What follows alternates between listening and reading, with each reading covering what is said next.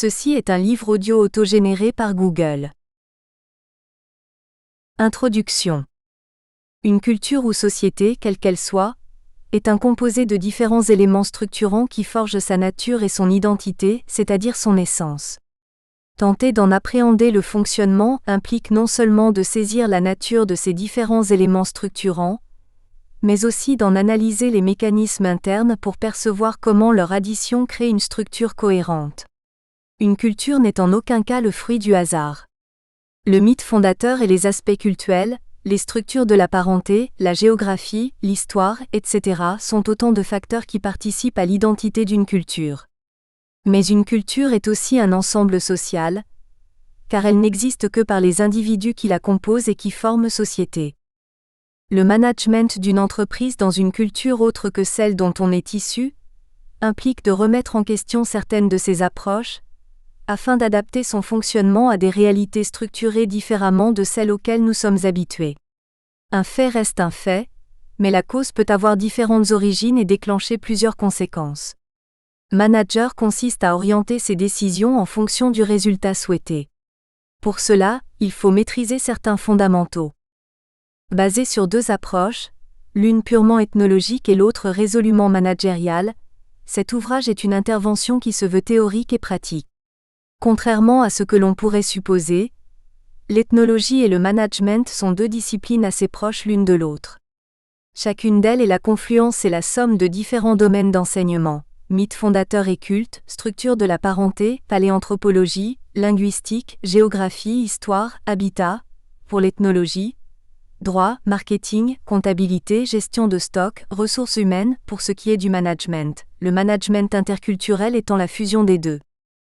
Rédigé de manière didactique, il convient d'aborder les chapitres de cet ouvrage dans l'ordre chronologique afin de comprendre dans un premier temps comment s'articule une culture, puis de voir dans un second comment cette connaissance peut enrichir la pratique managériale.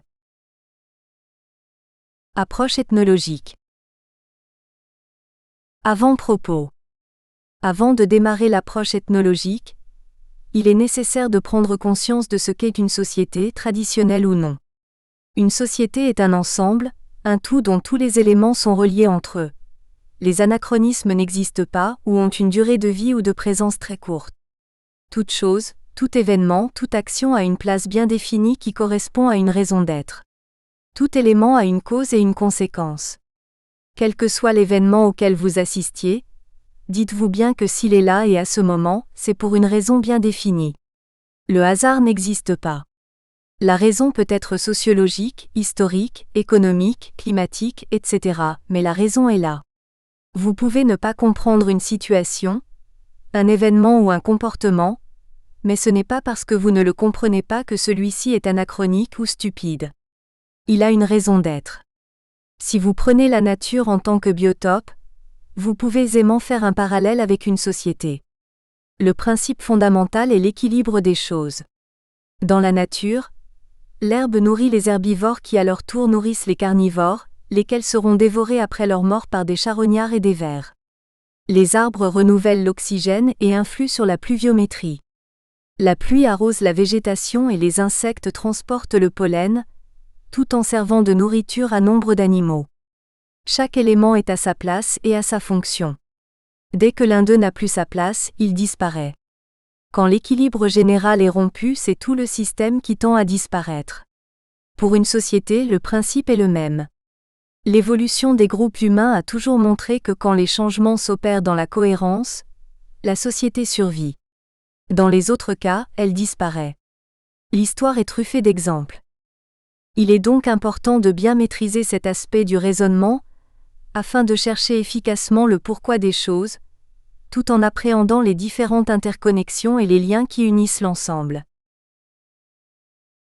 Chapitre 1. De quelle ethnie êtes-vous ? Avant de songer à analyser une autre culture pour quelque raison que ce soit, la première des démarches est de réaliser que l'on appartient soi-même à une culture. Toute personne issue de quelque société que ce soit est conditionnée par la culture de cette société, ses œufs, ses coutumes, ses lois, ses valeurs. On est ce que l'on appelle un produit culturel, dans le sens où une société produit un type de comportement particulier face à une situation donnée. La première étape consiste donc à analyser sa propre culture, à comprendre certaines de ses bases et à étudier les raisons de nos propres comportements dans la vie de tous les jours. Toute société humaine a des croyances et une certaine vision du monde et de sa création, avec la mythologie qui y est associée. Nous appelons cela une religion, mais d'autres n'ont pas forcément un terme aussi clair pour désigner cet ensemble de choses. La notion de monothéisme ou polythéisme dans un groupe humain façonne les comportements de leurs membres dans leur rapport avec leur environnement. Le fait de croire en un Dieu unique plutôt qu'en une multitude de divinités, en une après-vie de type paradisiaque plutôt qu'en un principe de réincarnation ou au néant, influe déjà sur la morale collective et les interdits ou prescriptions qui y sont associés.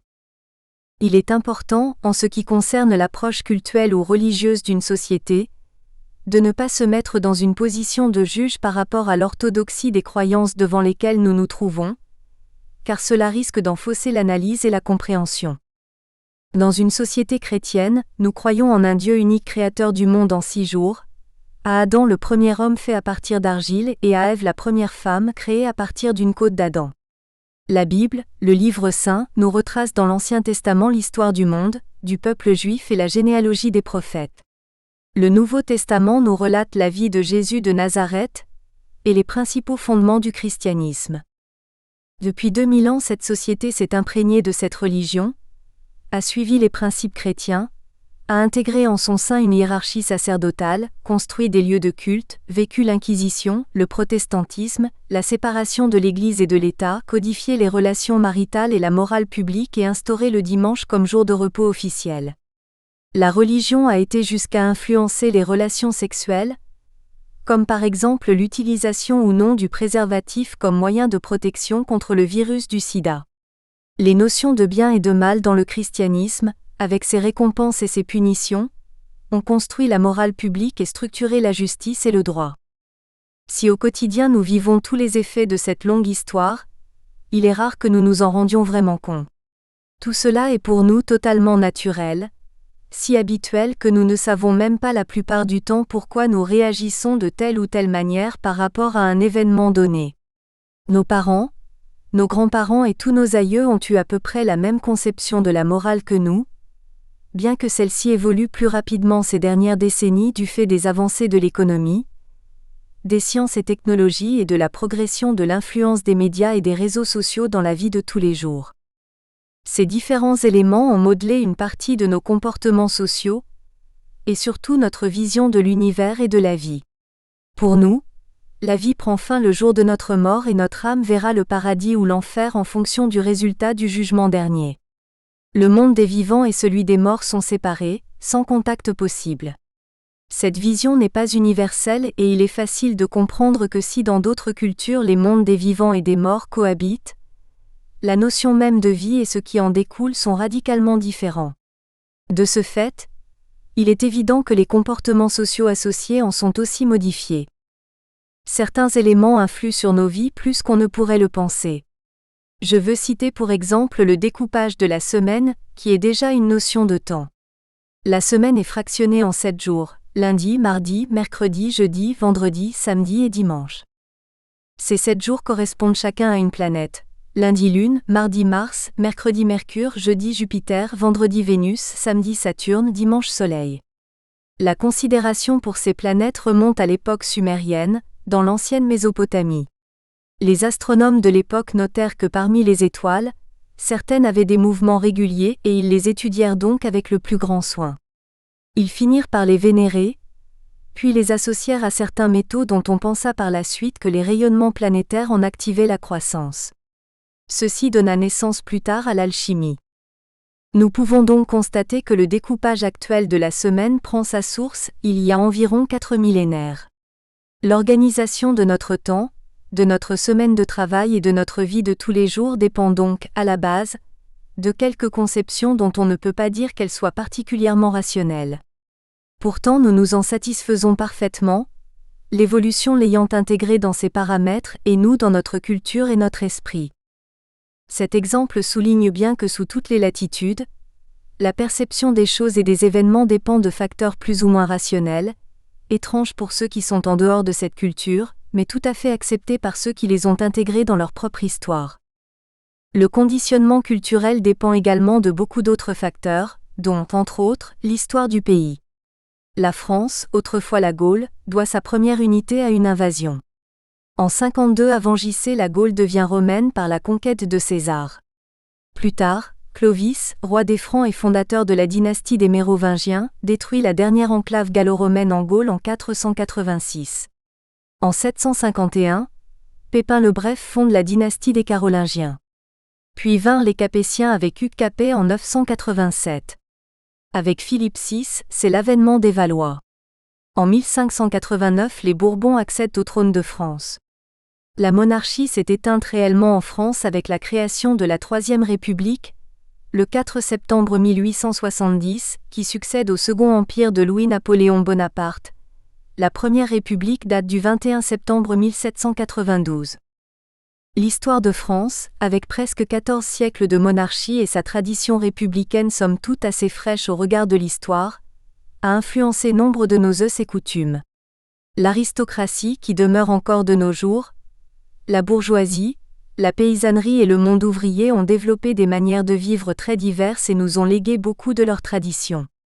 Les différentes guerres que nous avons eues avec nos voisins directs, avec des peuples plus lointains, nos guerres coloniales, les invasions que nous avons fait subir, celles que nous avons subies, les temps d'occupation, tout cela a été digéré par notre culture, a parfois servi de terreau et a somme toute fait ce que nous sommes.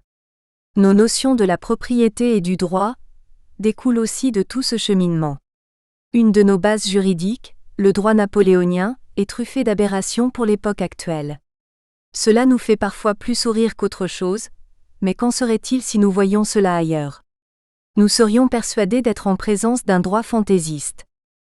La France a toujours été terre de mélange et de mixité culturelle, de par son histoire et sa position géographique. Les différentes régions, influencées par les mouvements des populations et leur culture, ont chacune développé une identité propre.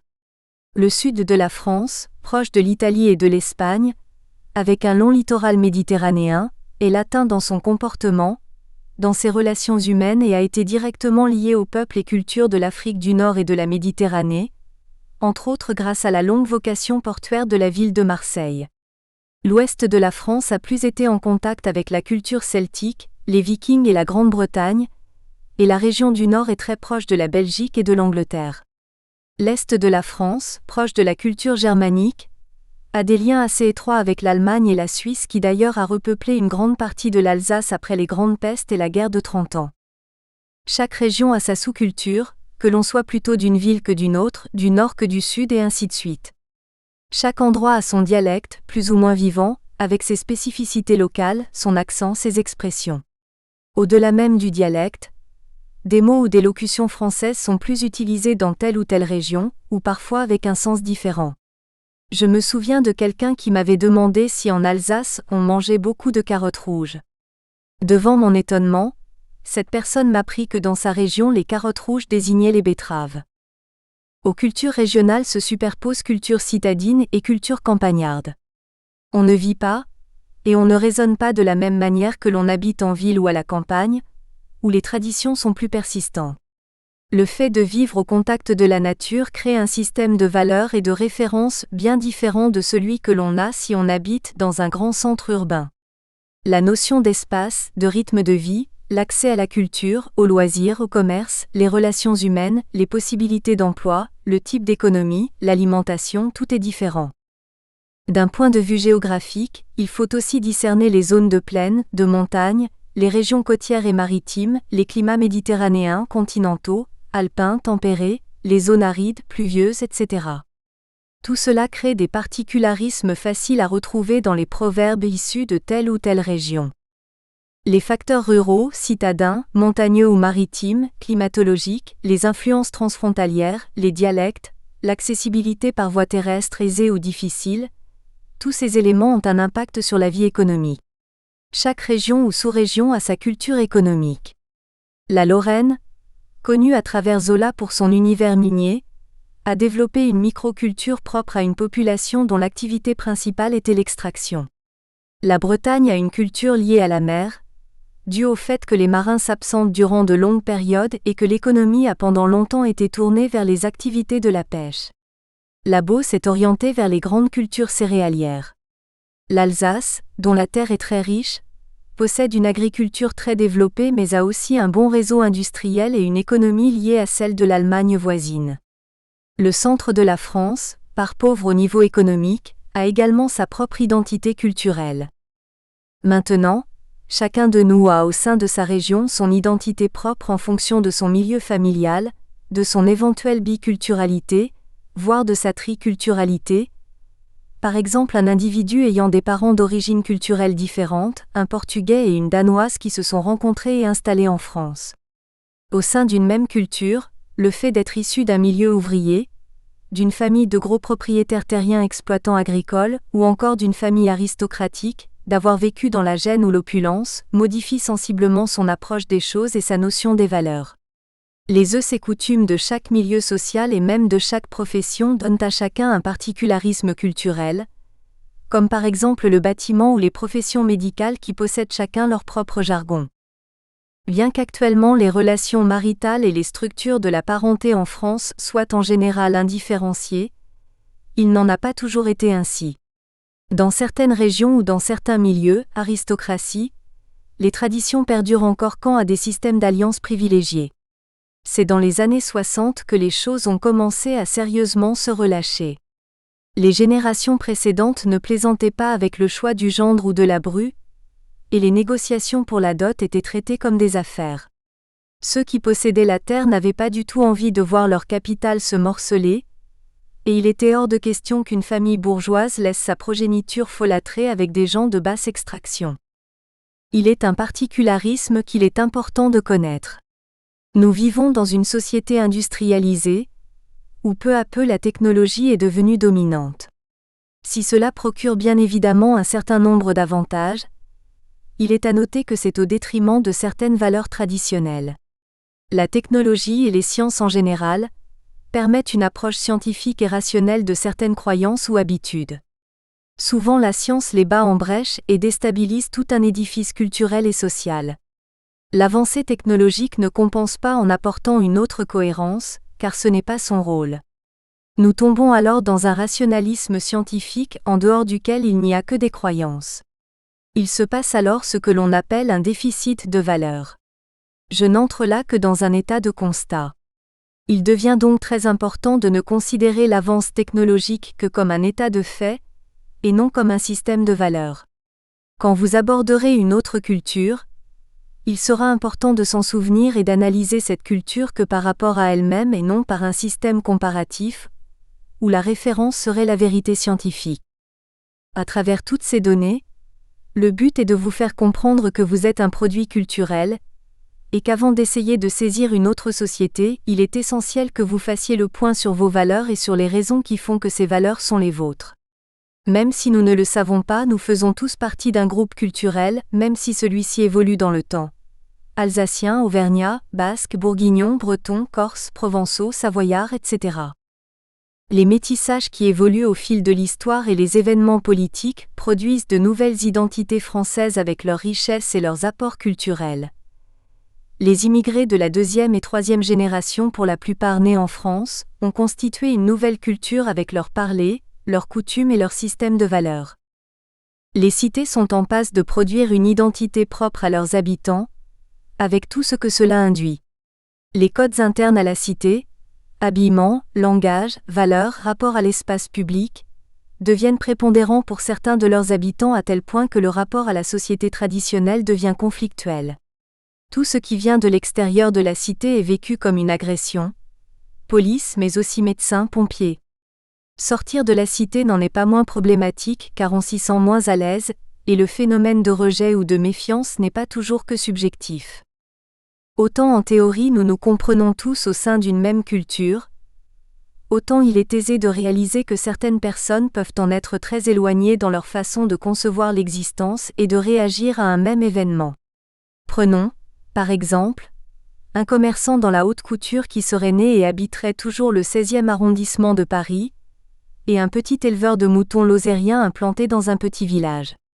Il est fort à parier que la différence culturelle serait plus forte entre les deux qu'entre le Parisien et un homme d'affaires new-yorkais d'une part, et entre le Lozérien et un agriculteur grec de l'autre. Hormis le problème de la langue, bien entendu. Je tiens uniquement à vous sensibiliser au fait qu'aborder une autre culture nécessite au préalable de ne pas partir avec des préjugés. Il faut savoir sortir de sa propre culture, être prêt à l'analyser au même titre qu'une autre et surtout ne jamais juger une culture. Ne prenez pas votre propre culture ou civilisation comme valeur de référence. Évitez absolument l'ethnocentrisme. Avec le tableau qui suit, essayez de vous définir et de vous situer culturellement, afin de simplement comprendre que bien que nous ayons une culture commune qui nous rassemble, il est cependant nécessaire de saisir que nous aussi nous avons nos particularismes. Chapitre 2 – Le mythe fondateur et les aspects cultuels. Dans ce chapitre, nous allons aborder les cultes et les religions en tant que base culturelle d'une société. Il n'existe pas de société humaine sans pratique cultuelle. Tout regroupement humain a dès ses origines intégré des croyances, une cosmogonie, un panthéon. Bien sûr, suivant les groupes humains ou les sociétés, les pratiques se sont avérées plus ou moins complexes et les croyances très diverses. Aussi loin que l'on puisse remonter dans les origines de l'homme et surtout dans son organisation sociale, les fouilles ont montré que l'homme semblait avoir des notions du sacré. L'Homo sapiens, mais aussi l'homme de Néandertal dont nous partageons une partie du capital génétique et éteint depuis maintenant plus de 30 000 ans, ont eu des pratiques cultuelles complexes depuis au moins 100 000 ans, date des premières tombes. En fait, la religion, j'utilise ce terme à défaut, car une religion suppose une structure bien établie et une reconnaissance, ce qui n'est pas toujours le cas, est certainement apparu avec les premiers regroupements humains. Cela correspondait à la première forme d'organisation sociale. Projetons-nous dans le passé, et essayons d'imaginer il y a environ 1,8 million d'années, nos lointains ancêtres en Afrique. Ceux-ci ont déjà commencé à se regrouper en micro-sociétés, à fabriquer des outils, à migrer. Il était nécessaire pour en arriver là que les relations dans le groupe soient suffisamment harmonieuses pour permettre la vie sociale. Il est difficile de savoir comment a démarré le processus. Il a de toute façon pris des millénaires. C'est une évolution qui s'est faite conjointement avec l'évolution de l'homme proprement dite. Le sentiment du sacré et la pensée que quelque chose de supérieur pouvait régir leur destin ont poussé les hommes à poser des interdits pour ne pas contrarier les puissances supérieures. De même, la pratique de certains rites destinés à attirer la clémence des mêmes forces sur les hommes et le clan ont contribué à cette première approche d'organisation cultuelle. Le fait de codifier le permis et l'interdit a eu un effet social sur les premiers regroupements humains. Cela a instauré les premières barrières comportementales entre individus dans une même société. Les hommes ont commencé à pouvoir vivre ensemble en assez grand nombre. Bien sûr, chaque groupe, en migrant et en s'éloignant des autres, a développé ses propres croyances en fonction des événements et des observations. Sous chaque latitude, la vie s'est avérée différente, et les hommes ont évolué de manière variée. Peu à peu, les groupes sont devenus de réelles sociétés, et le nombre de ses membres a considérablement gonflé. La découverte de l'agriculture vers 9000 ans avant J. Nous espérons que vous avez apprécié cet aperçu. Pour continuer à écouter ce livre audio sur Google Play Livres, utilisez le lien dans la description de la vidéo.